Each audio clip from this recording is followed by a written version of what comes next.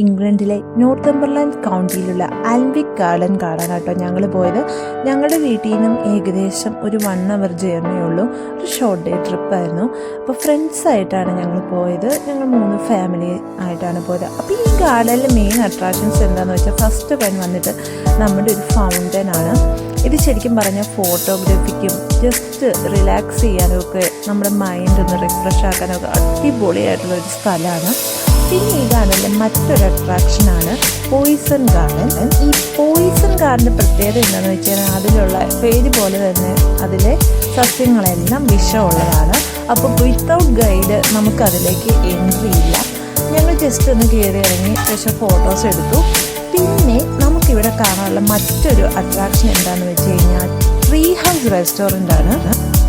കുടുംബത്തോടൊപ്പം നമുക്ക് ഭക്ഷണം കഴിക്കാൻ അവസരം കിട്ടുകയെന്ന് വെച്ച് കഴിഞ്ഞാൽ അതിൽ പരം വേറെ ഒന്നുമില്ല. പക്ഷേ ഞങ്ങളുടെ എക്സ്പെൻസ് ആയതുകൊണ്ട് അവിടെ കവർ ചെയ്തില്ല. ജസ്റ്റ് ഫോട്ടോസ് എടുത്തതേ ഉള്ളൂ. പിന്നുള്ളതാണ് ബാംബു ലാബിൽ, അതായത് 2 സൈഡും മുള കൊണ്ട് കവർ ചെയ്തിരിക്കുന്ന ഒരു വഴി.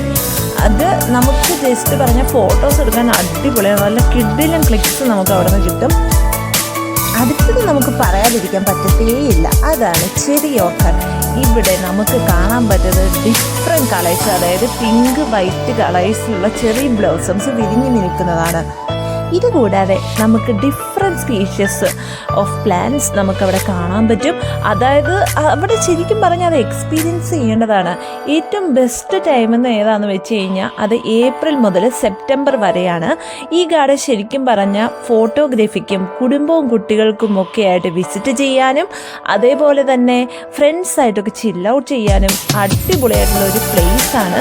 ഇത് മസ്റ്റ് വിസിറ്റ് പ്ലേസാണ്. ശരിക്കും പറഞ്ഞു കഴിഞ്ഞാൽ ഞങ്ങൾ ഒരുപാട് എൻജോയ് ചെയ്തു കേട്ടോ. പ്രകൃതിയും കലയും ഒത്തുചേർന്ന അത്യപൂർവമായ ഒരു സ്ഥലമാണ് ഇത്. ഈ ഗാർഡൻ്റെ മെയിൻ ഉദ്ദേശം എന്ന് വെച്ചാൽ പ്രകൃതിയും വിദ്യാഭ്യാസവും ഒരുമിച്ച് കൊണ്ടുപോകുക എന്നുള്ളതാണ്. അപ്പോൾ വീണ്ടും മറ്റൊരു വീഡിയോ